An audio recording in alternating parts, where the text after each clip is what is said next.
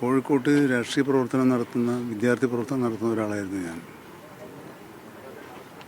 അന്ന് ഒരു കൗതുകമായിരുന്നു MT എന്നത്.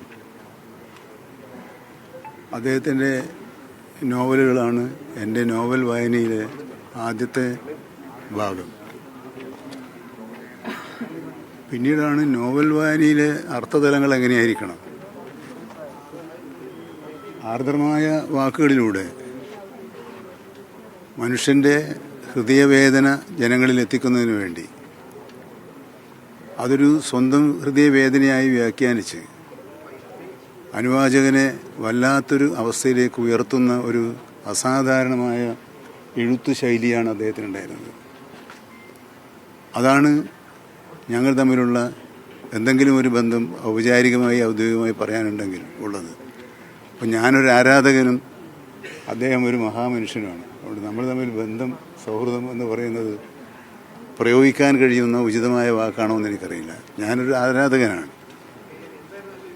കോഴിക്കോട്ട് അദ്ദേഹം ജനിച്ചില്ല, ഞാനും ജനിച്ചില്ല.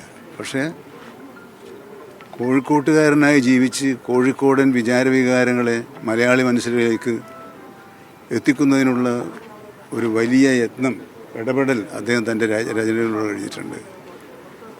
നമ്മുടെ ഗ്രാമീണ ജീവിതത്തിൻ്റെ കാഴ്ചകളാണ് അദ്ദേഹത്തിൻ്റെ എഴുത്തിലെ പ്രധാനപ്പെട്ട ഭാഗം.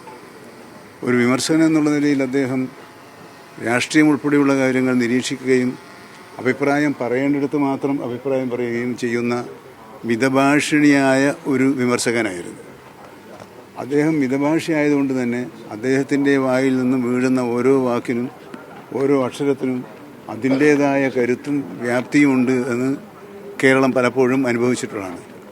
ഇനി ആരിൽ നിന്നാണ് അങ്ങനെ ഒരു അനുഭവം ഉണ്ടാവുക എന്നതാണ് നമുക്ക് അന്വേഷിക്കാനുള്ളത്. അവിടെ നോക്കുമ്പോൾ മുമ്പിൽ ഇപ്പോൾ ശൂന്യത മാത്രമാണ്. അദ്ദേഹത്തിൻ്റെ വിയോഗം മലയാളത്തിനുള്ള നഷ്ടമാണ്, മലയാളക്കരയുടെ നഷ്ടമാണ്. മലയാളക്കര ദുഃഖിക്കുന്നതോടൊപ്പം എനിക്ക് തോന്നുന്നത്, അത് ആശുപത്രിയിൽ അദ്ദേഹം അത്യാസന്ന നിലയിൽ കിടക്കുന്നു എന്ന് വന്നപ്പോൾ ഞാൻ അന്ന് പറഞ്ഞതാണ്, എനിക്ക് പ്രതീക്ഷയുണ്ട് എന്ന്. ആ പ്രതീക്ഷ 4 നാൾക്ക് മാത്രമേ നിലനിൽപ്പുണ്ടായുള്ളൂ എന്നതിലുള്ളൊരു ദുഃഖം എനിക്കുണ്ട്. തിരിച്ചു വരുമെന്ന് ഞാൻ മാധ്യമങ്ങളോട് പറഞ്ഞതാണ്. എനിക്ക് കണ്ടപ്പോൾ എൻ്റെ മനസ്സ് പറയുന്നു MT മരിക്കില്ല എന്ന്. ഇപ്പോൾ ഒരുപക്ഷെ അതിനെ വ്യാഖ്യാനിച്ചാൽ MT മരിക്കുന്നില്ല, MTയുടെ ഭൗതിക ദേഹം മാത്രമേ നമ്മളിൽ നിന്ന് ഇല്ലാതാകുന്നുള്ളൂ എന്നതാണ്. ആ ഒരു ചെറിയൊരു നേരിയൊരു സങ്കടം എനിക്കുമുണ്ട് എന്ന് പറയുന്നത്.